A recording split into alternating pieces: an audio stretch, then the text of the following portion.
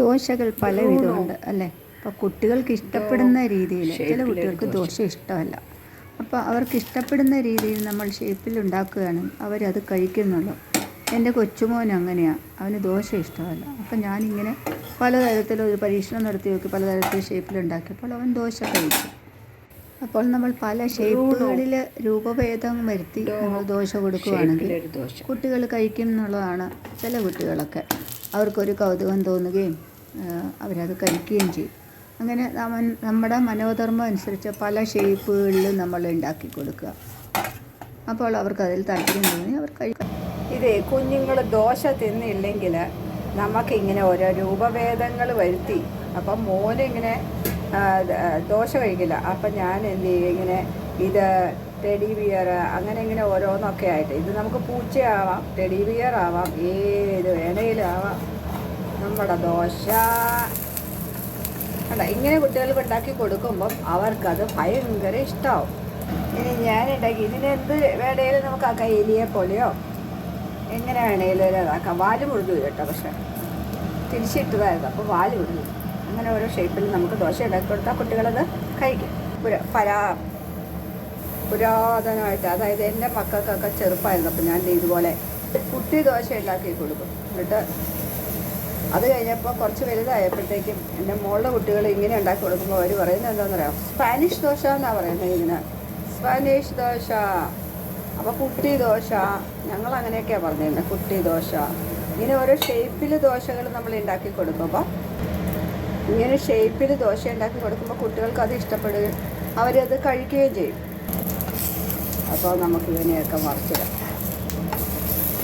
അപ്പം പലതരത്തിൽ നിങ്ങളുടെ മനോധർമ്മം അനുസരിച്ച് നിങ്ങൾ പലതരത്തിൽ ദോശ ഉണ്ടാക്കി കുട്ടികൾക്ക് കൊടുക്കുക. അപ്പോൾ അവർ ഓരോ സൂത്രമാകുമ്പോൾ അവരത് കഴിച്ചോളും. എൻ്റെ റെസിപ്പി ഇതാണ്. റെസിപ്പി അല്ല പറയണേ, എന്താ പറയുക, ഒരു സ്വീറ്റ് ഡിഷാണ് പുഡിങ്, കാരമൽ പുഡിങ്. അതൊന്നും ഞാൻ ഉണ്ടാക്കുന്ന വീഡിയോ എടുക്കാൻ മറന്നുപോയി കേട്ടോ. അപ്പോൾ ഇത് ഉണ്ടാക്കി കഴിഞ്ഞുള്ള വീഡിയോ ആണ്. മോന് ഇതൊന്ന് എടുത്തേ, എങ്ങനെയുണ്ടാ ടേസ്റ്റ് ചെയ്ത് പറഞ്ഞേ. കാരമൽ പുഡിങ് ഇത് നല്ലതാണെന്നൊക്കെ ഞാൻ വിശ്വസിക്കണേ.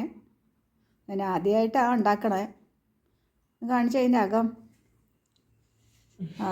നല്ല സോഫ്റ്റായിട്ടുണ്ട് കേട്ടോ, നല്ല സോഫ്റ്റായിട്ടുണ്ട്. അപ്പോൾ ഇത് ശരിക്കും ഉണ്ടാക്കുന്ന വീഡിയോ ഞാൻ പുറകെ ഇടുന്നതായിരിക്കും. അതായത് പൗഡർ അത് റെഡിമെയ്ഡ് കിട്ടും, അത് പാലിൽ കലക്കി ഇങ്ങനെ ആക്കി, പിന്നെ കാരമലാക്കി ഫ്രിഡ്ജിൽ വെച്ചിരുന്നപ്പോൾ സംഗതി ഇങ്ങനെയായി. അപ്പോൾ ഇനി അതിൻ്റെ വീഡിയോ ഞാൻ വേറെ ഇടുന്നതാണ്. എങ്ങനെയുണ്ട് മോനെ, ടേസ്റ്റ് ഉണ്ടോ? എന്താ ടേസ്റ്റ്? ഒച്ചയിൽ പറ. സ്വീറ്റ്. പിന്നെ വേറെ എന്താ ടേസ്റ്റ് തോന്നണേ? കാരമലിൻ്റെ പഞ്ചസാരയുടെ ടേസ്റ്റ് തോന്നുന്നുണ്ടോ? മധുരം ഉണ്ടോ? ഉണ്ടോ അല്ലയോ? ഉണ്ടോ. പിന്നെ വേറെ എന്തെങ്കിലും ടേസ്റ്റ് തോന്നുന്നുണ്ടോ? വേറെ എന്തെങ്കിലും ഇട്ടതായിട്ട് എന്തെങ്കിലും ടേസ്റ്റ്? പാലിൻ്റെ പിന്നെ ഏലക്കായുടെ ടേസ്റ്റ് തോന്നുന്നുണ്ടോ? ഏലാച്ചിയുടെ? ഞാൻ ഏലാച്ചി ഇട്ടു, പക്ഷേ മോൻ പറയണ ഏലക്കായുടെ ടേസ്റ്റ് തോന്നണില്ല എന്നാണ് പറയണേ. പാലിൻ്റെ ടേസ്റ്റേ തോന്നുള്ളൂ എന്ന്. പാലാ പൊടി കലക്കി അങ്ങോട്ട്, അത് വളരെ ഈസിയാണ്. റെഡിമെയ്ഡ് നമുക്ക് പുഡിങ്ങിൻ്റെ പൗഡർ കിട്ടും, അത് എടുക്കുക, പാലിൽ കലക്കുക, ഒന്ന് കുറുക്കിയതിന് ശേഷം കാരമൽ ഉണ്ടാക്കി അതിലേക്ക് ആക്കുക. അപ്പോൾ പറഞ്ഞ പോലെ ഞാൻ വീഡിയോ ഇടാം കേട്ടോ.